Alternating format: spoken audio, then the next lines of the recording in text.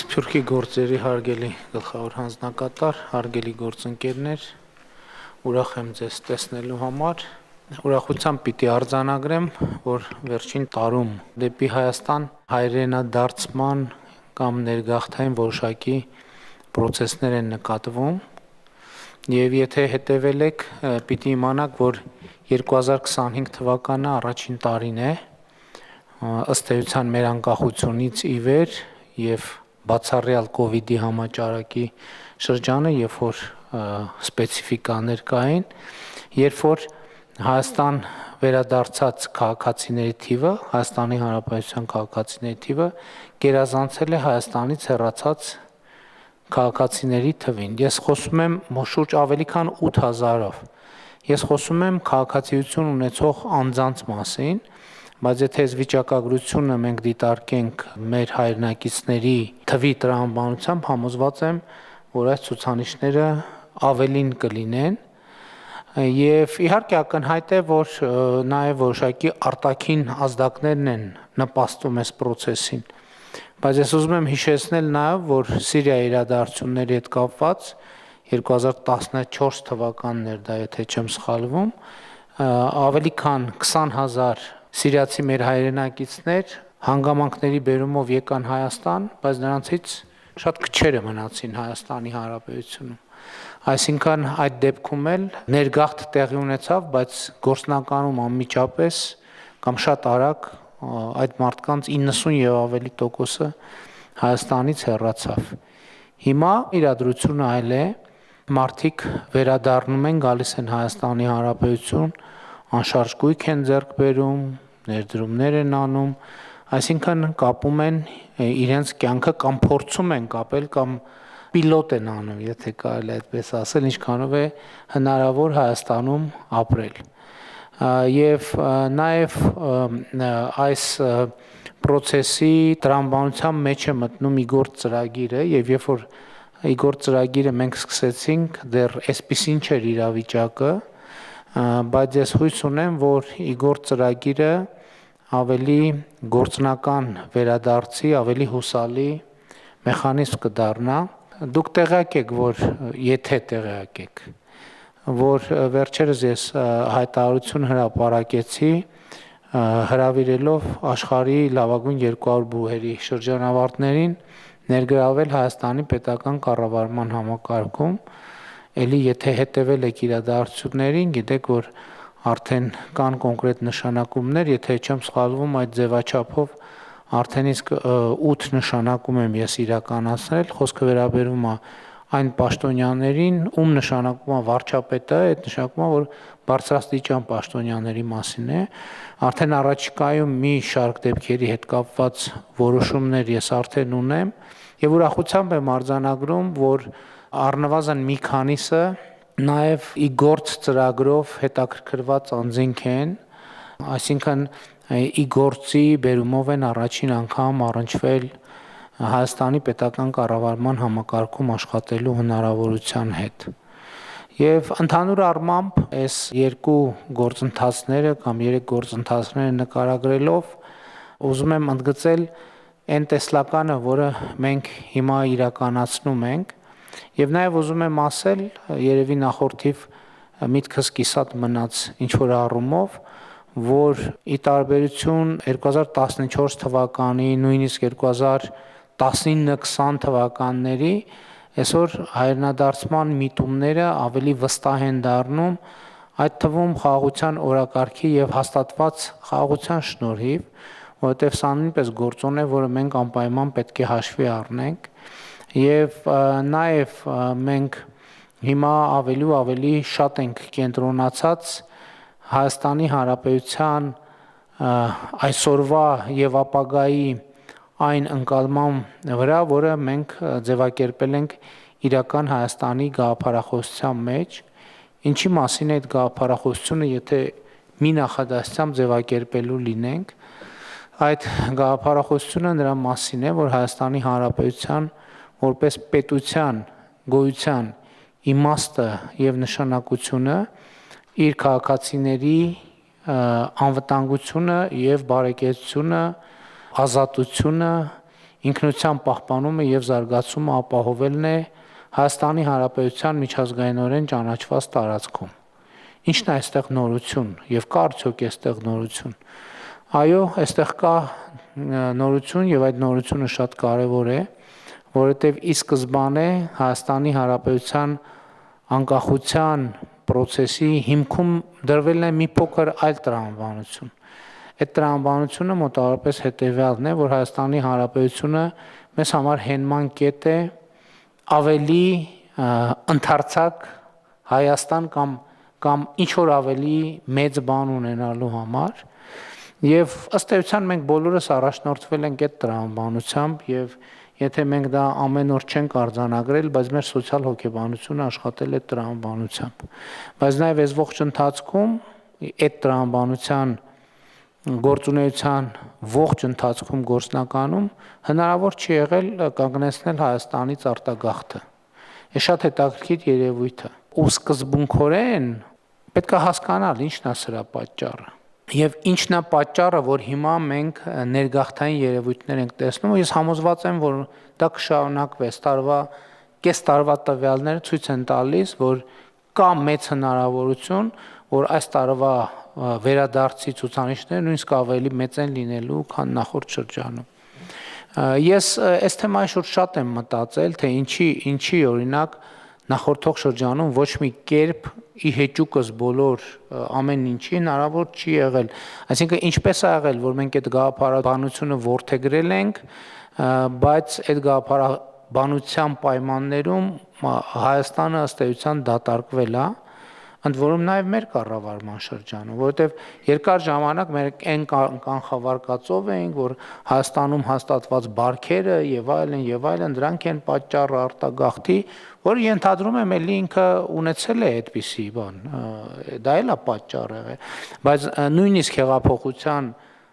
տարում եւ հեղափոխության հաջորդ տարում երբ որ տենց էյֆորիկ մթնոլորտ էր, ներգաղթի այս ցուցանիշները դրական չեն եղել եւ սա պետք է հասկանալ։ Եվ էլի, երբ որ ես այդ թեմաների շուրջ մտածում եմ, ես կարծում եմ մի հատ ֆունդամենտալ խնդրեմ կա, որը հենց հիմա վերջին տարիներին 2024 թվականից հետո Հայաստանում լուծվել է։ Այդ ֆունդամենտալ խնդրեմը հետեւյալն է, եւ դա շատ վաղուց խնդրեմ է, այդ խնդրեմը իմ կարծիքով իմ ուսումնասիրությամբ իմ դիտարկումներով ինքը հազարամյա պատմություն ունի։ Որն է այդ խնդրեմը, որ Հայաստանի Հանրապետությունում գաղափարները եւ գաղափարաբանությունները ձևակերպվել են սովորաբար էլիտաների կողմից եւ պարտադրվել են հանրությանը եւ ժողովրդին։ Այսինքն այն գաղափարաբանությունը, որ երկրում գործել է, ինքը ձևակերպված է եղել էլիտաների, քաղաքական, տնտեսական, հոգևոր, կղերական էլիտաների կողմից։ Այսինքն ոնց որ մենք մեր սենյակում, այս սենյակում հավաքվենք, ասենք գիտեք ինչ, մեր ժողովուրդը պետքա սենց մտածի, մենք պետքա սենց մտածենք, որովհետև ճիշտ մտածողության ձևը է սա։ Եվ մենք այդ տառերը գիտենք, գրել գիտենք, ուրեմն մենք գրենք մտածողության ճիշտ ձևերը, երգերը, կինոները եւ ասենք որ մտածողության շրջանակ ձևակերպենք եւ միշտ սրա հետ մենք ունեցել ենք կոնֆլիկտ 2018 թվականին առաջին բանը որ հակասել այս տրամաբանությանը եղել է հեղափոխությունը որովհետեւ հեղափոխությունը չի ձևակերպվել ուրիշների կողմից եւ չի պարտադրվել ժողովրդին այլ հեղափոխությունը ինքը ընկալվել է եղել է եւ իրականում դա Ես ձեզ ուղիղ ասեմ, ես նույնիսկ 2017 թվականի երկրորդ կեսին ընտրություններից հետո, երբ որ ես տենց նույնիսկ հրապարակային այդ թեմաներով գրառումներ եմ արել, որ էլի մարդիկ անդադ այդ իմ կյանքում մի քանի անգամ ա եղել, որ մարդիկ ինձնից պահանջել են հեղափոխություն անել, մի անգամ 2008 թվին ա եղել, մի անգամ 2013 թվին ա եղել, ես 2017 թվին նույնիսկ տենց ֆրուստրացիաս եմ արտահայտել իմ Facebook-յան էջերում կլինի, ով հետաքրքիր է, որ մանգա կգտնեք։ Այդ բանի հեղափոխության անընդհատ կոչերով եւ այլն հիշում եմ մի անգամ ազգային ժողովի պատգամավոր էի ես, մի մարդ եկավ, էլի տենց այդ շրջանն էր, երբ որ հանրությունը կամ սոցիալական ցանցերով ինձ եւ իմ շրջապատը ասում էր, որ պետքա բան գնալ հեղափոխական գործողությունների։ Հիշում եմ մի քաղաքացի ինձ նամակ էր գրել, ազգային ժողովը ընդունելության էր եկել, ազգային ժողովում ես իրան ընդունում էի ընդունարանում, ինքը ինչ-որ անարդարություններից բանից էր բողոքում, որ պետք ասեն չի լինի, վերջա պետք տալես ամեն ինչից, մեկին ինչ-որ թղթեր հանեց, sense պապկայով թղթեր էր բերել, մեկի մեջից հանրապետական կուսակցության անդամի տոմսը ընկավ, ահա որ բան եղա, նեղվեցի եւ ներվայնացա եւ դրանից հետո գնացի բան ինչ որ ժամանակ անց գրառում արեցի որ սենց մարդիկ հեղափոխական բրավադայով գալիս են եւ այլն հետո թղթերի միջից ու նկարագրել է այդ դեպքը ես նկատի ունեմ այդ սենց տրամադրություններ էր իմ մոտ 2017 թվականի վերջին 2018 թվականի սկզբին բայց այնուամենայնիվ այդ ճնշում չասեմ այդ process-ը որը գնում էր որ ես զգում եի որ մարդիկ ակնկալում են որ ինչ որ մի բան պետք է արվի եւ տեղի ունեցավ ինչ տեղի ունեցավ ես ինչի համար սա ասացի որ հեղափոխությունը ինքը իրոք նեն չի որ ինչ որ նեղ տեղում փակսենյակում բան արվե որոշվել է եւ պարտադրել եթե նույնիսկ որոշվել է պարտադրելու ոչ մի մեխանիզմ չկար այսինքն քայլել ենք մարդիկ եկել են ես նկատի ունեմ մեր իրականության մեջ առաջին հաջող դեպքը ընդ որում շատ երկար ժամանակ որ մարդիկ տենց մի բան զգացել են մի բան որոշել են ու իրանց որոշածով ա եղել այդտեղ էլ է հեղափոխությունը երկրորդը իրական Հայաստանի գաղափարախոսությունն է երբ որ դա ծնվել է իրականում մարդկանց իրական կյանքում դուք կհիշեք 2021 թվականի ընտրությունները եւ ընտրություններից հետո խորհրդանում մեր հասցեին հնչող քննադատությունները մեզ ասում են ձեր բանի այս ծրագիրը չեք այս կետը չեք կատարեն կետը գրել եք որ Շուշին պետքա դեօկուպացվի Հադրութը չգիտեմ եւ այլն ու իրոք գրել ենք բայց ես կառավարության ծրագիրը ներկայացնելիս 2021 թվականի օգոստոս ամսին ես կառավարության ծրագիրը ներկայացնելիս այդ թեմային անդրադարձել եմ ասել որ այս քաղաքական այս քարոզարշավը առանձնահատուկ էր նրանով որ ինքը կենթանի process էր մենք մի տրամաբանությամբ մտանք կենթանի քարոզարշավի մեջ եւ ուրիշ տրամաբանությամբ դուրս եկանք մենք մտանք Շուշին դեօկուպացվելու հանձնառությամբ դուրս եկանք խաղաղություն հաստատելու հանձնառությամբ ես եթե ուշադիր եք ես այս թեմաներին շատ անդրադարձել եմ էլի ես մասնավորապես որ քաղաքացիական պայմանագիր կուսակցության եթե չեմ սխալվում նախորդ համաժողովներից մեկին շատ ընդարձակ ելույթով սրան անդրադարձել եմ թե ոնց մարդիկ եւ ես հատկապես կանայք ես այդ կանանց անվանեցի սնուցող մայրեր այդ քարոզարշավի ընթացքում կոնկրետ ինձ անձամբ ինձ մյուս գործընկերներին պարտադրեցին փոխել քաղաքական հայացքները եւ փոխել քաղաքական օրակարգը եւ այդ ես ինչպես ասում եմ ավանդական դաշնակցական գաղափարաբանությունից անցում կատարել մի գաղափարաբանության, որի արդյունքում ձևակերպվեց իրական Հայաստանի գաղափարախոսությունը եւ որը ոչ միայն ձևակերպվեց, այլև շատ հետաքրքիր է ինքը, երբ որ ձևակերպվեց, ինքը արագ իրականացվեց։ Ես առաջի անգամ իրական Հայաստանի գաղափարախոսության մասին խոսել եմ 2024 թվականի ապրիլին ազգային ժողովի ամբիոնից եւ դրանից շատ հետո տեղի է ունեցել սահմանազատման գործընթացը եւ կնքվել է Ադրբեջանի այդ սահմանազատման համաձայնագիրը, որը առաջին համաձայնագիրն էր Հայաստանի եւ Ադրբեջանի միջեւ, որը դե յուրե պարտադիր ուժ ունի եւ որից հետո եղավ 25 թվականի իրադարձությունները։ Իմ այս երկար պատմությունը ինչի պատմեցի, ասելու համար, որ ես հիմա համոզված եմ, որ ներգաղթի process-ը ինստիտուցիոնալ է լինելու, որովհետև այսօր Հայաստանը կառավարվում է այն տրամաբանությամբ եւ գաղափարաբանությամբ, որը ոչ թե էլիտաների կողմից պարտադրվել է ժողովրդին, այլ ժողովրդի կողմից պարտադրվել է էլիտային, տվյալ դեպքում էլիտա ասելով նկատի ունեմ կառավարող ուժին, որ այդ առումով կառավարում է։ Եվ հետեւաբար կարծում եմ, որ սա նոր իրադրություն է մեր պատմության մեջ, ընդհանրապես մեր շատ երկար պատմության մեջ նոր իրադրություն է, որը մեր պետության առաջ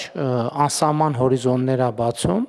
բայց դա դեռ ոչ մի բան չի նշանակում, որովհետև բացված հորիզոնը մի բան է, այդ բացված հորիզոնով կարողանալ առաջ շարժվելը երկրորդ բան է, որովհետև ցանկացած պահի կարելի է մի հատ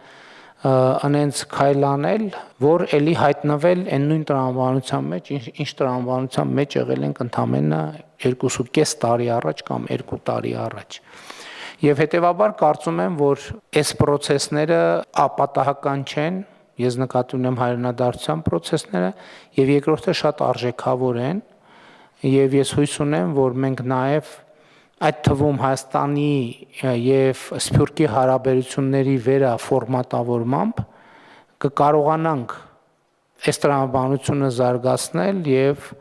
Հայաստանը իսկապես դարձնել մի պետություն, որը զարգանում է, որի բնակչությունը աճում է առաջին հերթին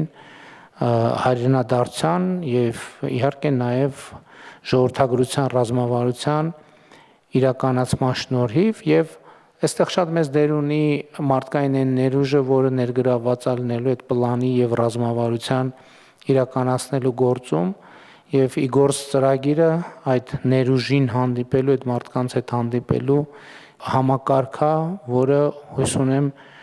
ժամանակի ընթացքում գնալով ավելի ու ավելի արդյունավետ կդառնա։ Իմիջիալոց հետաքրքիր է, մենք ունենք վիճակագրություն ծրագրի մասնակիցներից ինչքանն են ներգրավված մնացել պետական կառավարման համակարգում, այսինքն մարդիկ, որ եկել են ու տենց էլ միջև հիմա աշխատում են։ Շատ հակիրճ, մեծարգո պարոն վարչապետ, նախ շնորհակալություն ձեզ մեր 6-րդ գործականների խմբի հետ հանդիպման համար, սա մեր 6-րդ նաև հանդիպումն է ձեր հետ։ Շատ կարևոր կետեր մատնանշեցիք գործի իմաստի, նաև այն գաղափարախոսության, որի շուրջի գործը ստեղծվել էր, որը մեր Սփյուռքի կադրերը ներգրավելն էր Հայաստանի պետականության եւ համակարգերի կայացման մեջ, նույնիսկ 1 տարվա ժամկետով, սակայն ի պատասխան ձեր հարցին ուրախությամբ նշեմ, որ վերջին 5 տարիների 6-րդի մասին դեռ շուտ է խոսել, վաղը չեմ կարող ասել, բայց նախորդ 5 տարիների մասնակիցների 68-ից 70%-ը մնացել են Հայաստանում։ Այո, եւ նրանցից 15%-ը շարունակում են պետական համակարգում ծառայել։ Ուզում եմ նշել, որ անցյալում մենք ունեցել ենք փոխնախարարներ, գերատեսչության ղեկավարներ, որոնք եկել են իգործից, ծնվել են իգործ ծրագրից, եւ այդ տենդենսը հուսամ, որ շարունակվելու է։ Մեր եթե նայեք պատկերին մեր գործականների կտեսնեք նաև, որ ընդհանրապես երիտասարդ պատկեր է, որը ուղղակիորեն համընկնում է ձեր արտահայտած մտքի հետ, որ Հայաստանը գրավիչ է մարդկանց համար ոչ թե որոնք ասում են, գիտեք, սա ընդունված բան էր, ես ինքս Սփյուռքում հաճախ լսում էի, որ թոշակի անցնեմ գնամ Հայաստանում ապրեմ, կամ ուզում եմ որ կներեք կոպիտ կանչի դե գերեզմանս կուզեմ Հայաստանում լինել, բայց մենք ունենք երիտասարդներ, որոնք տեսնում են իրենց ապագան Հայաստանում, այսինքն ճիշտ դրահակապատկերն է մարդիկ, որոնք պատկերացնում են իրենց որպես կայացած մասնագետ, կայացած մարդ, կայացած հուսամ Հայաստանի քաղաքացի հենց Հայաստանում։